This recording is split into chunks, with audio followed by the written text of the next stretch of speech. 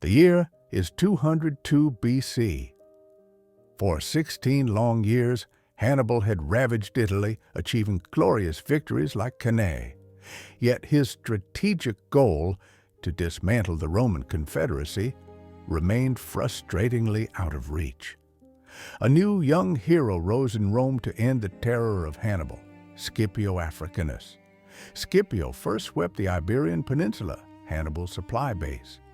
Then, in a bold maneuver, he invaded Carthage's own territory in North Africa, forcing the Punic general to abandon Italy and race home.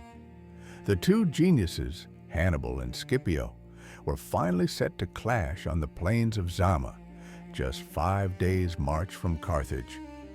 Hannibal was forced to prepare for his final stand, facing the most disadvantageous conditions of his entire career. Hannibal's single greatest disadvantage at Zama was the decisive Roman superiority in cavalry. To fight a major battle without the advantage of his hammer was something Hannibal had never done.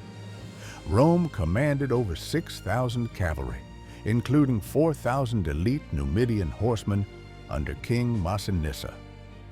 Hannibal built his entire defense around his only hope, 15,000 veterans from his Italian campaign. First line, 12,000 mixed mercenaries from Iberia and Gaul. Their role was simple: blunt the Roman assault and exhaust the legionaries. Second line, 14,000 inexperienced Carthaginian citizen militia and Libyan infantry, a costly shield force intended for attrition. Third line, his elite 15,000.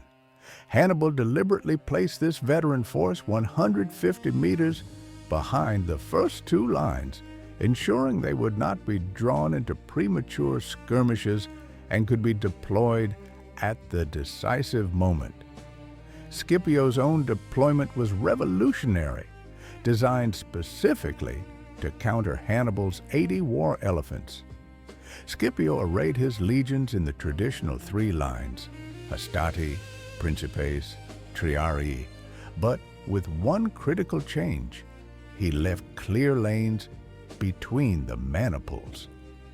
This was the best tactical choice to prevent the elephants from trampling his main infantry lines. As the battle began, Hannibal launched his charge. 80 war elephants barreled toward the Roman center. Though many were poorly trained and not fully grown, their potential for destruction was immense. But Scipio's preparation was perfect. As the elephants entered the lanes, the Roman light infantry scattered. Confused by trumpet blasts and volleys of javelins, the terrified beasts either bolted harmlessly through the lanes or, catastrophically, veered off and caused chaos among the Carthaginian cavalry lines. Hannibal's ambitious first attack was completely neutralized. The disarray caused by the elephants allowed the superior Roman and Numidian cavalry to launch a fierce attack. Hannibal's inferior horsemen were quickly routed. But here, Hannibal's secondary strategy kicked in. He ordered his fleeing cavalry to pursue the chase as far as possible. This was a calculated sacrifice, intended to delay the Roman cavalry's return to the battlefield and secure a window of time for his infantry to win the battle unaided. Both sides' cavalry were now off the field.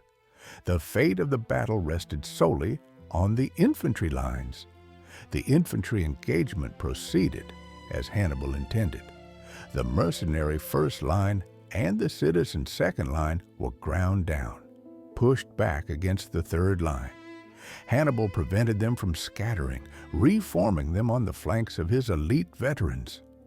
Hannibal now gambled everything on his final fresh 15,000-man line, breaking the exhausted Roman center. This was Scipio's moment of tactical brilliance. His Roman hastati, the first line, were utterly spent. Facing Hannibal's fresh veterans, Scipio abandoned the traditional Roman column formation. He ordered the hastati, first line, to move aside.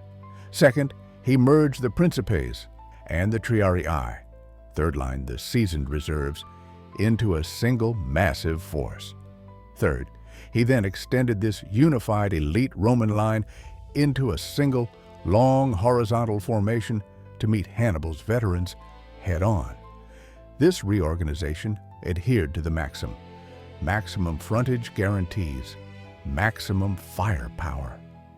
Scipio had deployed all his reserves in one massive, decisive line, neutralizing Hannibal's central breakthrough attempt and setting the stage for a brutal frontal duel. A desperate, agonizing battle raged between the two elite veteran forces. Against Hannibal's design, Scipio's integrated Roman line held firm. Hannibal's veterans failed to achieve the crucial central breakthrough before the Roman cavalry could return. And then, with impeccable timing, the Roman cavalry, who Hannibal had deliberately chased off the field, returned. They struck the rear of Hannibal's elite infantry. Hannibal's own hammer and anvil tactic had been used against him. The 15,000 veterans refusing to surrender fought to the last man in a tragic final stand. The Battle of Zama was the only defeat of Hannibal's career and the event that concluded the Second Punic War. Carthage suffered nearly 40,000 casualties and was effectively annihilated. Scipio, the victor, was awarded the title Africanus for his triumph. Zama is celebrated as a battle where both commanders displayed tactical genius given their resources. But Scipio's innovative counter-tactics against the elephants, his perfect timing, and his fluid reorganization of the Roman lines ultimately neutralized Hannibal's veteran corps. Later, Hannibal himself acknowledged Scipio's greatness with Carthaginian wit, stating that had he won at Zama, he would have been the greatest general of all time, even greater than Alexander, thereby implicitly recognizing Scipio as the final boss